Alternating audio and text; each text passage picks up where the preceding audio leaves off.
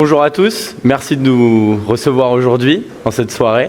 Je suis donc accompagné de Adam, Hussein et Audrey pour vous présenter le projet 1020. Donc je vais laisser Hussein commencer. Pour commencer, on va vous introduire le logo. Nous pouvons retrouver le pont d'Avignon ainsi qu'une femme buvant du vin. Pour rappeler le côté fête, nous avons rajouté des confettis. Et pour rappeler le côté du vin, des vignes, nous avons rajouté la mention édition 2024. Pour le sommaire, on va commencer par le rappel de brief, la localisation, la communication, le programme, les caves et domaines participants, les restaurants partenaires, l'animation, le côté RSE, budget, recettes, cahier des charges, rétroplanning et le mood board.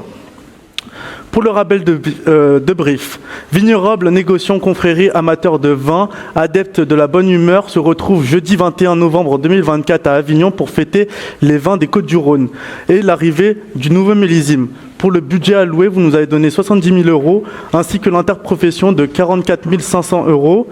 Vous nous avez demandé d'intégrer 5 000 personnes ainsi que le côté éco-responsable, fédérer les commerçants, perpétuer une fête traditionnelle et populaire ainsi que moderniser l'événement. Pour ce qui est de la localisation, depuis la venue des papes à Avignon, la culture du vin a rapidement évolué. Aujourd'hui, ils ont une place de choix dans les plus grandes AOC françaises. En 1996, Avignon devient la capitale des Côtes-du-Rhône. Pour ce qui est de la localisation, comme chaque année, ça va se passer à Avignon, plus précisément dans la place de Notre-Dame-des-Dômes, juste ici. Juste ici. Nous avons effectué un plan d'implantation que vous pouvez retrouver juste ici, avec l'entrée, le stand de vin et nourriture ainsi que les food trucks, les tables et parasols s'il fait trop beau ou s'il y a de la pluie, une scène ainsi qu'un point info pour orienter au mieux les participants. À 5 minutes à pied, nous pouvons retrouver le Jardin des Dômes. Ce sera la même configuration avec les tables et parasols et les stands de vin et nourriture. Cette fois-ci, il n'y aura pas les food trucks comme l'accès est impossible.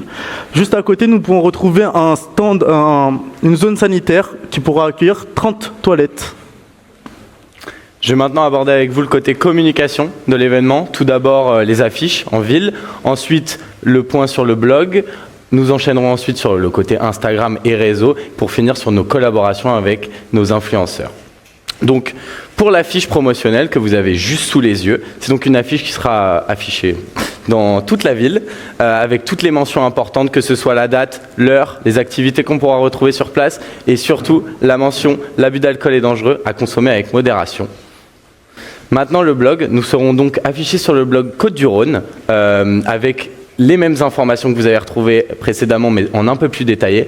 Et donc ça va nous permettre d'attirer des gens de la région et des vignerons locaux.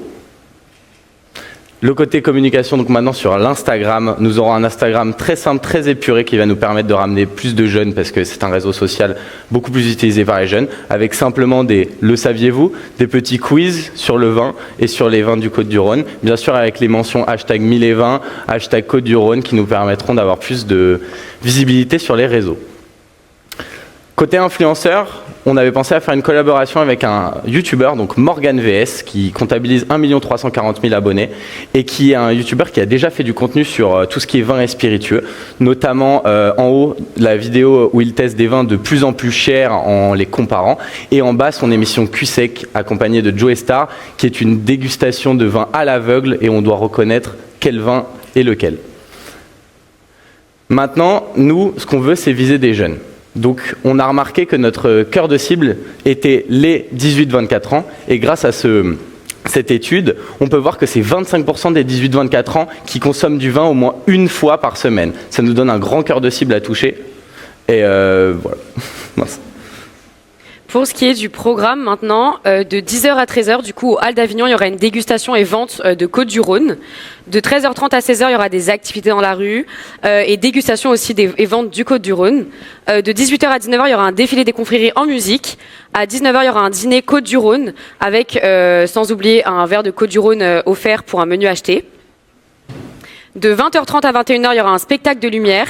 De 21h à 22h, un spectacle Burn and Light, donc c'est un spectacle de son et lumière avec des jongleurs, etc. On vous en parlera un petit peu plus en détail plus tard. Et de 22h à minuit, un bal dansant. Sans oublier que toute la journée, il y aura un accès à la dégustation, donc 5 €, un verre, 5 jetons et un éthylotest. Pour les caves et domaines participants, du coup, ils sont référencés là sur la carte. Du coup, le petit verre, du coup, ça sera la halle d'Avignon en haut et la rue des Trois Faucons pour l'après-midi. Donc, on a décidé cette année de garder les mêmes caves et domaines que les années précédentes, sauf que on a décidé d'apporter une nouveauté, d'inviter 3 nouvelles vigneronnes, donc Camille, Cécile et Coralie, qui font partie de l'association Femmes Vigneronnes, et en fait qui prônent l'insertion des femmes dans ce milieu très masculin. Pour les restaurants partenaires, ils sont aussi référencés sur la carte par des petits couverts, il y en a 24 au total. Et là, ils sont classés sous forme de catégories. Donc, on a la cuisine gastronomique, semi-gastronomique, traditionnelle, bistronomie, brasserie et cuisine du monde. Les prix allant de 16 € à 46 €. Pour ce qui est des food trucks, nous avons décidé d'amener des food trucks gourmandises ainsi que des snacks salés qui pourront vous fournir des hot dogs et tout ce qui est friture. Pour les commerçants partenaires, nous avons 2 fromagers, la laiterie Gilbert ainsi que la fromagerie de Louise Avignon. Pour la charcuterie, on a la boucherie Saint-Didier ainsi que la charcuterie en Provence qui sont les meilleurs de la ville. Pour accompagner le fromage ainsi que la charcuterie, nous avons décidé d'avoir la meilleure boulangerie de la ville qui s'appelle Bella Ciao. Pour les paquetages, nous avons 3 accès dégustation, donc 20 fromages à 10 € avec un verre de vin, une planche de fromage ainsi qu'un éthylotest. L'accès dégustation, c'est le même que le précédent, avec une planche de charcuterie cette fois-ci.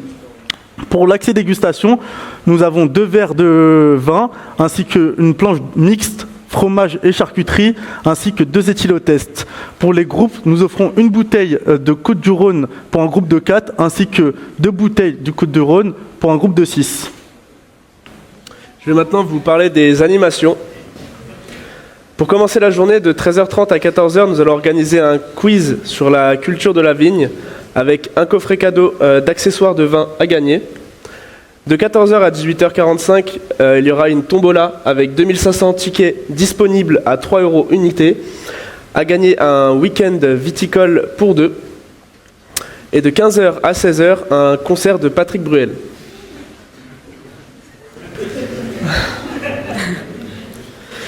Je vais maintenant vous expliquer les lots concernant la tombola. Il y aura donc le week-end viticole à gagner. Une bouteille de vin sera offerte à l'arrivée. Une visite guidée avec une dégustation de vin.